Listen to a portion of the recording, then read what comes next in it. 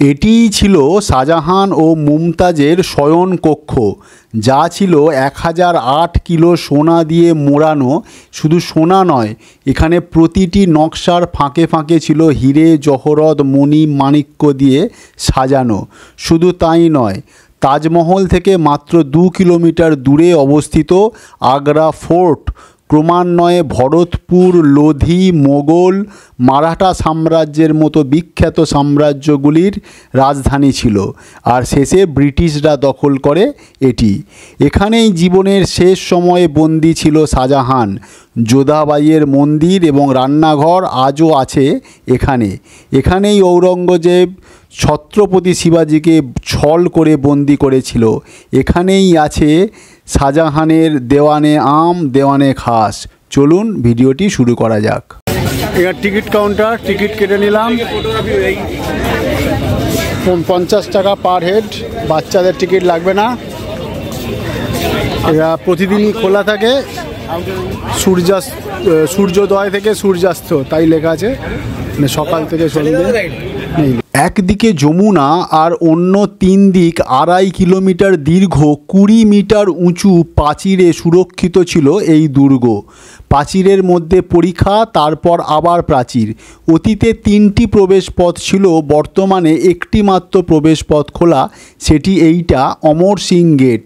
গেটের কাছেই যোধপুরের মহারাজা অমর সিং নিহত হন, তাই তার নাম অনুসারে অমর সিং গেট।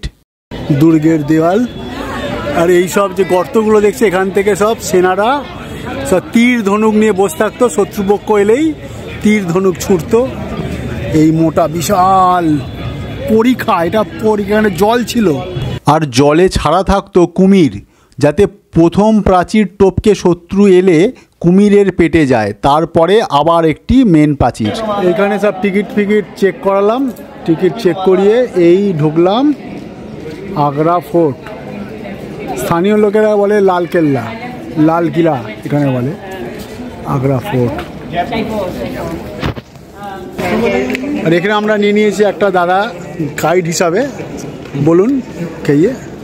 ये अकबर का किला। आपका नाम? मेरा नाम वीरेंद्र सिंह है। अच्छा। मैं यहाँ पर गाइड हूँ। मैं आपको यहाँ पूरा फोर्ट घुमाऊंगा। 1 घंटे का टूर है। ये महल सन 1050 में हिंदू राजा बादल सिंह चौहान ने बनाया था। अच्छा। फिर 14वीं शताब्दी में लोधी आई। लोधी डायनेस्टी को सन 1526 में पानीपत की लड़ाई में बाबर ने हरा दिया और बाबर ने यहाँ पर अपना शासन शुरू किया। बाबर का 6 पीढ़ी ने यहाँ शासन किया। बाबर का बेटा हुमायूं, हुमायूं का बेटा अकबर, अकबर का बेटा जहांगीर, जहांगीर का बेटा शाहजहां, शाहजहां का बेटा औरंगजेब फिर अपना राजधानी यहाँ से दिल्ली ले गया और दिल्ली में सन 1857 तक शासन किया। 1857 में आखिरी राजा थे वो थे बहादुर शाह। उसके बाद इनका शासन अंत हो गया। ये महल करीब 3 किलोमीटर से थोड़ा कम एरिया में फैला हुआ है। ये पूरा घुमाएंगे। अभी धीरे धीरे ऊपर चलते जाएंगे। অমর সিং গেট বা মেন গেট দিয়ে ঢোকার পর ভেতরে আছে আরও 2টি গেট। সুরক্ষার ব্যবস্থা এমনই ছিল, প্রথম গেট দিয়ে দ্বিতীয় গেটে ঢোকার পর প্রথম গেট দেখা যেত না, আবার দ্বিতীয় গেট থেকে তৃতীয় গেটে ঢুকে গেলে প্রথম 2টি গেট দেখা যাবে না। এইটি ছিল আস্তাবল। প্রায় 4-5 হাজার ঘোড়া থাকতো এই আস্তাবলে।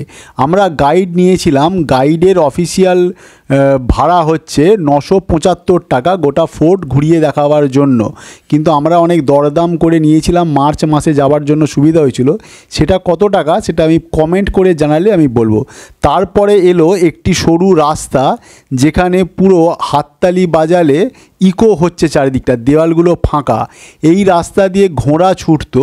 এইটি ছিল মানে রাজা মহারাজারাও যাবে, সৈন্যরাও যাবে। শত্রুপক্ষ যদি এতগুলো সুরক্ষা বলয় পার করে এদিকে আসতো, তার ঘোড়ার আওয়াজ চারিদিকে আসতো।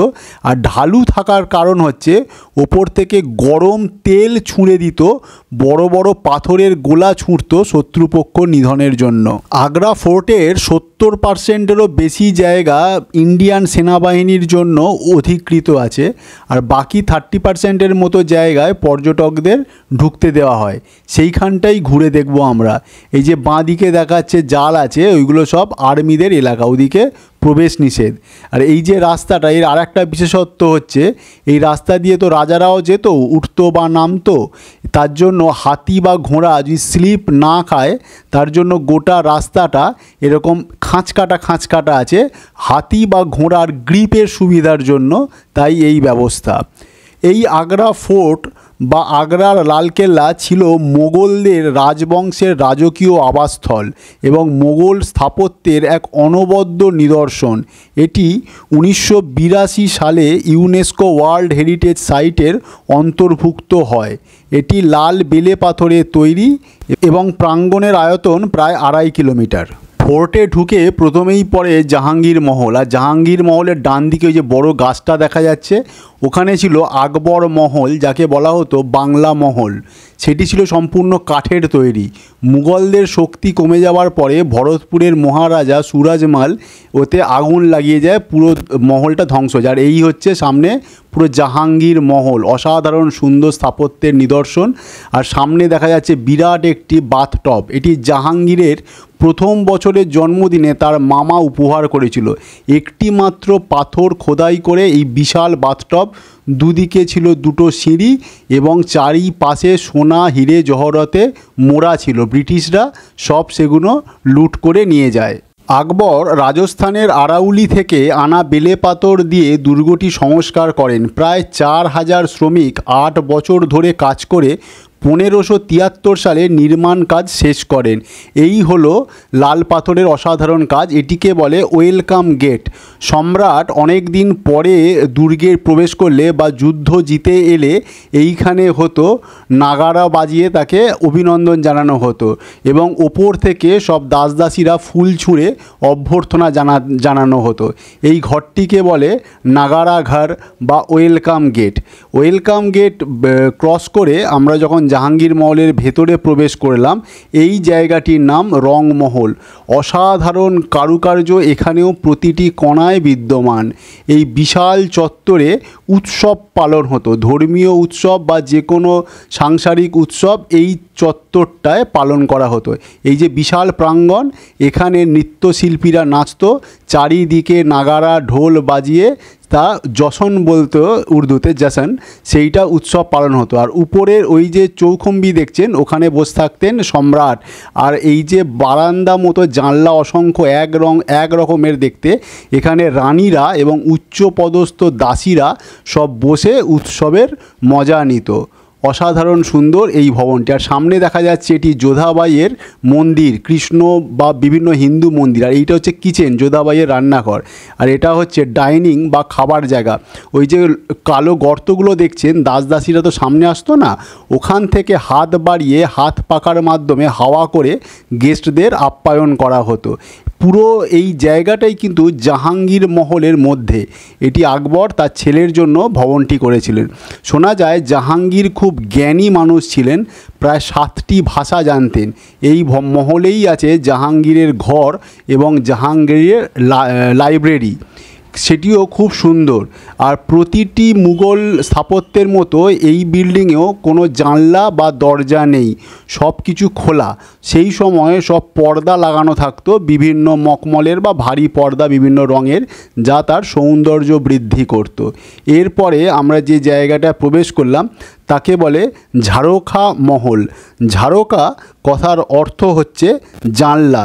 এখানে অনেকগুলি জানলা আছে যমুনা নদীর দিকে মুখ করে, এবং যমুনা ঠান্ডা হাওয়া এসে এই জায়গাটিকে পুরো ঠান্ডা করে রাখতো। আর এই মহলটি হচ্ছে যোধাবাই মহল।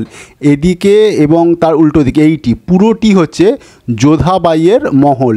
আর এই ঝারোকার ওপারে যেহেতু যমুনা নদী, তাই ঠান্ডা হাওয়া আসতো।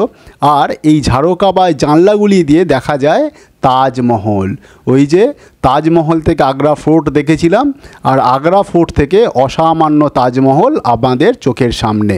দুর্গটির প্রধান সংস্কার আকবর করলেও পরবর্তীকালে জাহাঙ্গীর ও শাহজাহানও এই দুর্গের সংস্কার করেন এবং নতুন নতুন প্রাসাদ নির্মাণ করেন। আবুল ফজলের বিবরণী থেকে জানা যায় দুর্গে প্রায় 500 প্রাসাদ ছিল। যুদ্ধ বিগ্রহে এবং কালের অবক্ষয়ে অধিকাংশই ধ্বংস হয়ে গিয়েছে। 3 कमरा एसी रूम कैसे काम करता था, इसका दीवार खाली है, इसके अंदर जमुना नदी का पानी भरते थे छत में, वो पानी नीचे गिरता था तो इसे दीवार से चिपक के गिरता था और इधर से हवा आती थी तो हवा से पूरा ठंडा हो जाता था एसी रूम। अच्छा, जो एसी गर्म हवा फिरता है ना, हाँ, वो वाला खिड़की ये है। अब इसको जब बाहर से देखोगे तो बाहर से बंद हो गए, बंद ओके, ये खिड़की बंद लगेगा, बंद दिखेगा। ये देखेंगे मैजिक विंडो। ম্যাজিক উইন্ডো দেখতে দেখতে আমরা প্রবেশ করলাম শাহজাহান প্যালেসে। এই দিকটা পুরোপুরি শ্বেত পাথরের তৈরি। জাহাঙ্গীর লাল বেলে পাথরে সংস্কার করলেও শাহজাহান যা করেছে শ্বেত পাথরে। আর একবার দেখা যাক ম্যাজিক উইন্ডো, যেটি ভিতর থেকে খোলা দেখা যাচ্ছিল এবং বাইরে থেকে সম্পূর্ণ বন্ধ। এতে ভিতরের গরম হাওয়া বাইরে প্রবেশ করতো এবং ঘরটিকে ঠান্ডা রাখতো। চারিদিকে লাগানো থাকতো পর্দা। তো এই শাহজাহান প্যালেস পুরোটাই শ্বেত পাথরের। এখানের আগেকার যে প্রাসাদের অংশ ছিল সেটি ভেঙে শাহজাহান তৈরি করে এই অপূর্ব সুন্দর মহল। এখানে শাহজাহানের দুটি অবিবাহিতা কন্যা ছিল, জাহানারা এবং রোশনারা। তাদের ভবন ছিল শাহজাহান এবং মুমতাজের শয়নকক্ষ, যা খাস মহল নামে পরিচিত। আর পাশেই ছিল মুসাম্মান বুর্জ বা শাহা বুর্জ, যেখানে বন্দি ছিল জীবনের শেষ 8 বছর শাহজাহান। আর এইটি হচ্ছে রোশানারা মহল, পুরো পালকির মতো দেখতে। জাহানারা মহলটিও এক্স্যাক্ট এক দেখতে। আর মাথায় ছিল সোনা, যেগুলো পরে ইংরেজরা খুলে নিয়ে বসিয়ে দিয়ে যায় পিতলের জিনিস। পুরো প্রাসাদের কারুকার্য ছিল দেখবার মতো। মণিমাণিক্যে মোড়া ছিল এই প্রাসাদ। আর ভাগ্যের পরিহাসে এখানেই জীবনের শেষ 8 বছর বন্দি অবস্থায় কাটাতে হয় শাহজাহানকে। তাই সেই জায়গাটিকে প্রিজনার্স টাওয়ারও অনেকে বলে থাকেন। রোশানারা মহল দেখতে দেখতে আমরা প্রবেশ করতে চলেছি খাস মহলের দিকে। এটিই ছিল শাহজাহান এবং মুমতাজের শয়নকক্ষ বা খাস মহল। শোনা যায় 1008 কিলো সোনা এবং সেই পরিমাণ হিরে জহরত মণিমাণিক্যে পুরো গোটা ঘর ছিল একদম অলঙ্কৃত, যা পরে সে ব্রিটিশ নিয়ে যায়। সামনে ছিল একটি বিশাল ফোয়ারা। যমুনার জল এনে এখানে বিশাল ফোয়ারা করা হতো এবং ফোয়ারার জলে মেশানো থাকতো আতর বা সুগন্ধি। হাওয়ার সাথে সেই আতরের গন্ধ প্রবেশ করত শাহজাহান এবং মুমতাজের শয়নকক্ষে, যা ঘরটিকে আরও সুন্দর এবং সুগন্ধময় করে তুলত। 350 मन सोना लगा था इसमें। अच्छा, पूरा अंग्रेज आया, पूरा अंग्रेज सोना लूट लिया। ये पूरा सोना का माल है।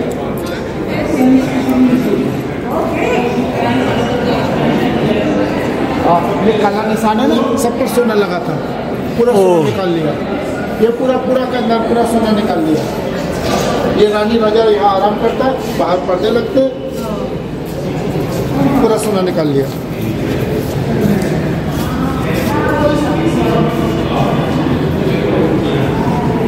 शाहजहां को इसके अंदर बंदी बनाया वो वहाँ से ताजमहल दिखता था।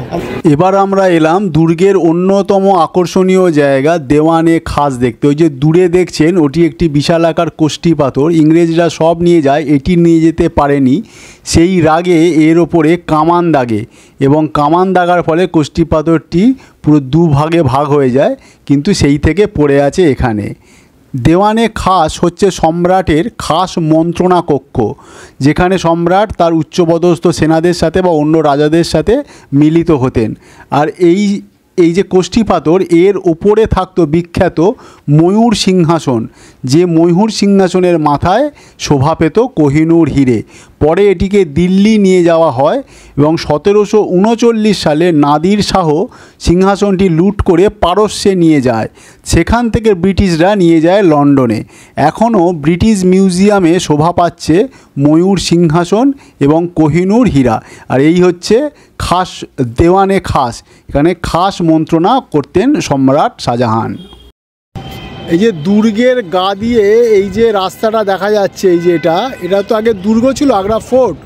এই যে গর্তগুলো, এর ভেতরে গোলা নিয়ে সব সেনারা পাহারা দিত গোটা দুর্গ। আর এমার্জেন্সির সময় এই দুর্গের এই রাস্তাটা দিয়ে ঘোড়া ছুটিয়ে যেত গোটা একদম ফোর্ট। ওই যে দূরে দেখা যাচ্ছে একদম ওই পর্যন্ত চারিদিকে গোটা কেল্লাটা বা গোটা ফোর্টটা ঘোড়া নিয়ে সেনারা যেতে দিত। আর আগে ওইখানে ছোটোবেলায় যখন এসেছিলাম তখন ওখানে যাওয়া যেত, এখন তো পুরো বন্ধ করে দিয়েছে, এখন আর যাওয়া যায় না, দূর থেকেই এরকম দেখতে হচ্ছে। ওই যে কোষ্ঠীপত্র ওখান থেকে দেখছিলাম, বললো ওখান থেকে যতটা তাজমহল দেখা যাবে এখানে এসে তাজমহল বড় দেখাবে, আর ওইখানে চলে গেলে আরও তাজমহল বড় দেখা যাবে। আর নিচের জায়গাটিকে বলে মিনা বাজার। সেখানে সেই সময়ের আগ্রার যত বহুমূল্য এবং দামি দামি জিনিস এখানে এসে ব্যবসায়ীরা বিক্রি করতেন আর কিনতেন। রানী এবং উচ্চপদস্থ দাসী রাজকন্যা যারা বাইরে বেরোতো না, তারা এই মিনা বাজার থেকে সমস্ত দামি দামি জিনিসগুলো দেখতে পারতো এবং কিনতো। আর এইটা ছিল নাগিনা মসজিদ ফোর্টের ভেতরে, শুধুমাত্র মহিলাদের জন্য তৈরি করা এই মসজিদ। ওই বড় গেট দিয়ে রাজা যেত এখান দিয়ে, আমরা তো রাজা নই, তাই আমরা এই ছোটো গেট দিয়ে যাব। আমি পুরো ভিডিওটি এমনভাবে তৈরি করে দেওয়ার চেষ্টা করলাম যাতে আপনারা বিনা গাইডেও ভালোভাবে এবং সব কিছু জেনে ঘুরতে পারেন এই সুবিশাল আগ্রা ফোর্ট। अकबर मूवी में ना ऋतिक रोशन अकबर बन के बैठा ना, हाँ हाँ हाँ, वही सब शूट किया इधर। अच्छा, उधर अकबर बैठता, उधर दोनों तरफ रानी बैठता, या उसका वजीर बैठता, या पूरा दरबार लगता।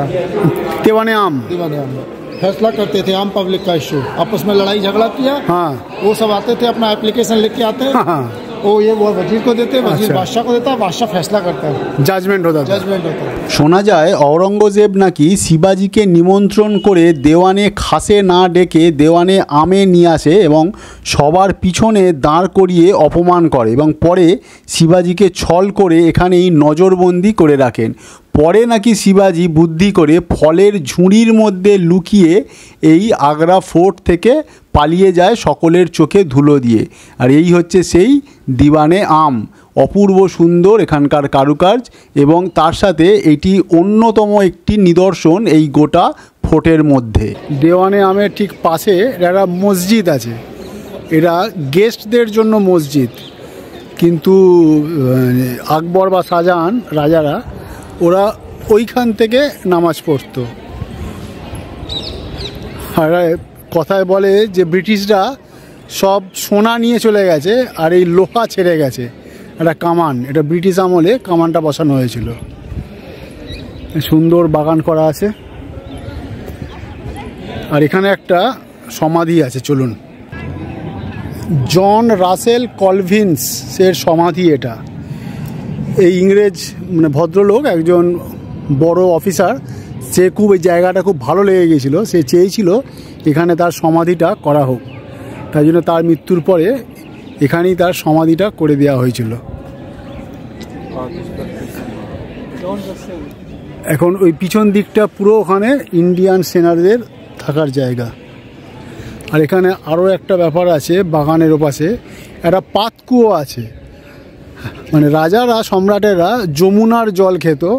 যমুনার জল, এই যমুনা এখনকার মতো নর্দমার জল ছিল না, তখন ফ্রেশ আরও জল ছিল এবং মিষ্টি জল যমুনার জলই খেত। এখানে বাগান খুব সুন্দর, যমুনার জল খেত। কিন্তু যদি এমার্জেন্সি ইন কেস যদি শত্রুপক্ষ আক্রমণ করে তাহলে জল কোথায় পাবে, তার জন্য একটা পাতকুয়ো খুঁড়ে গিয়েছিল, সেখানেই চলুন যাই। এই যে স্টেপওয়েল দিওয়ানি আম, এই সেই পাতকুয়ো। রে বাপ রে বাপ, অনেক গভীর।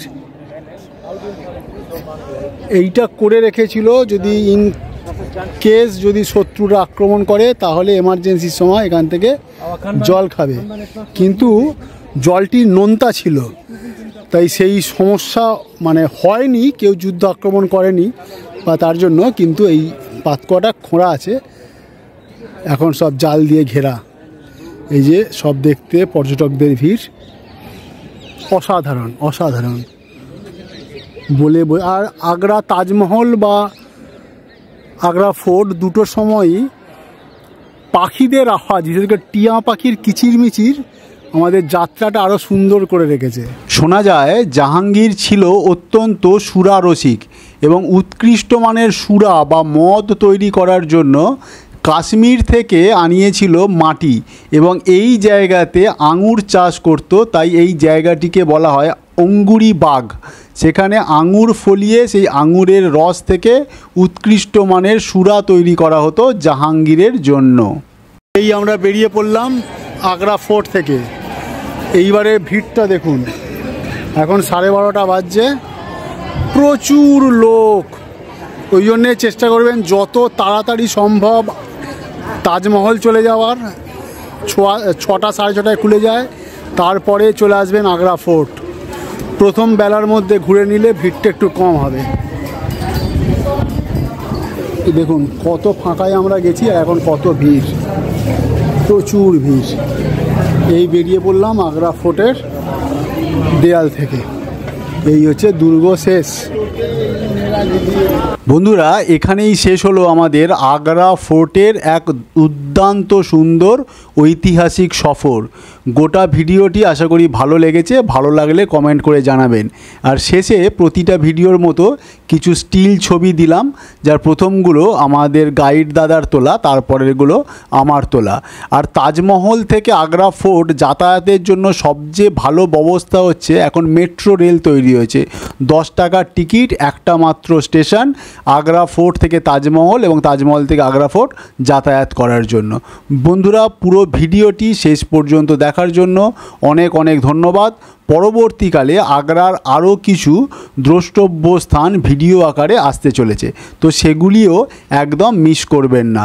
পুরো ভিডিওটি দেখার জন্য আরও একবার ধন্যবাদ জানাই। ভালো থাকবেন, নমস্কার।